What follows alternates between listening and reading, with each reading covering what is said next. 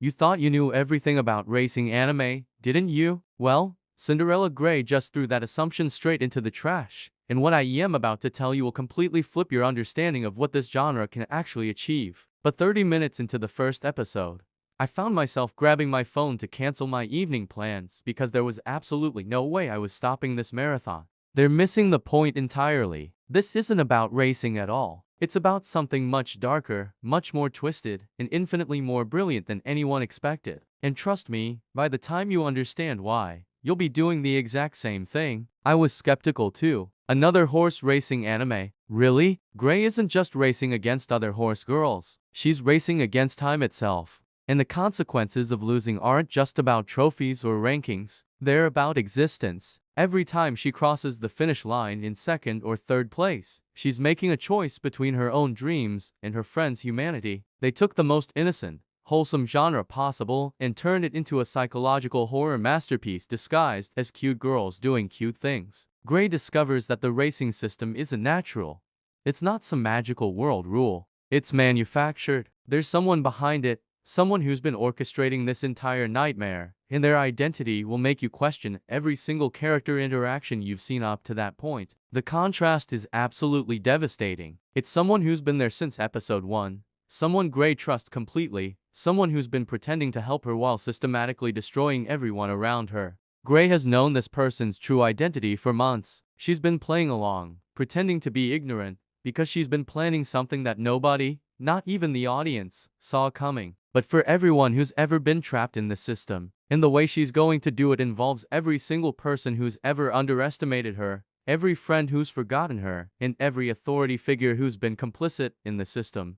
Every friendship she cultivated, every race she lost, every moment of apparent weakness was actually her positioning herself for the most spectacular victory in anime history. The method is so brilliantly simple that you will want to rewatch every single episode just to catch all the clues you missed. See, everyone's talking about Cinderella Gray like it's just another sports anime with cute characters. Gray is brushing her hair before a race, and she mentions to her roommate that she's been having the same dream for 847 days. She's a strategist, a survivor, and a leader who spent months pretending to be something she wasn't in order to save everyone she cared about. And the best part is, she did it all without anyone realizing how extraordinary she really was until the very end. The same exact dream, every single night, about crossing a finish line that keeps moving further away. It's not just entertainment, it's a masterpiece of storytelling that will change how you think about anime forever. It's not just a story about breaking cycles or exposing corruption. It is a story about what happens when someone who has been underestimated their entire life finally gets the chance to show what they are really capable of.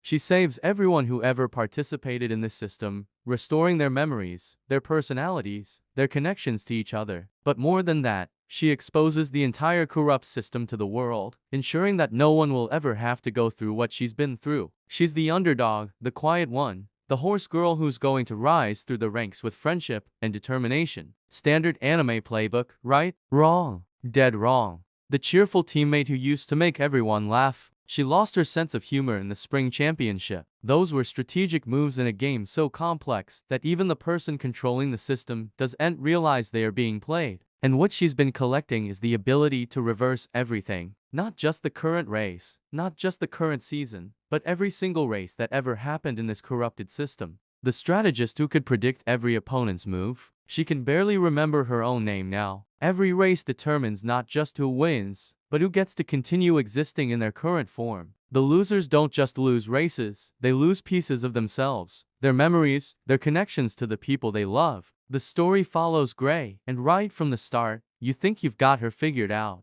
Because here's what nobody saw coming in episode 3, and I'm not exaggerating when I say this moment broke the internet in Japan. You see, the world of Cinderella Gray operates on a system that the creators cleverly disguised as simple competition rules. But wait, it gets worse. Much worse. Gray knows this. She's known from the beginning, and she's been watching her friends disappear piece by piece, race by race, forgetting who they used to be. And Gray, she's been deliberately losing certain races, sacrificing her own ranking to save what's left of the people she cares about. The animation studio knew exactly what they were doing when they made this decision. Episode 7 is where everything changes, and I mean everything. The person controlling the races? It's not a villain you've never seen before. But here's the kicker. The moment that had viewers literally screaming at their screens. Remember all those races she deliberately lost? Those weren't sacrifices to save her friends. Gray has been collecting something with every loss, something that accumulates each time she chooses to finish second or third. The reveal comes in episode 9, and it's presented so casually that you almost miss it.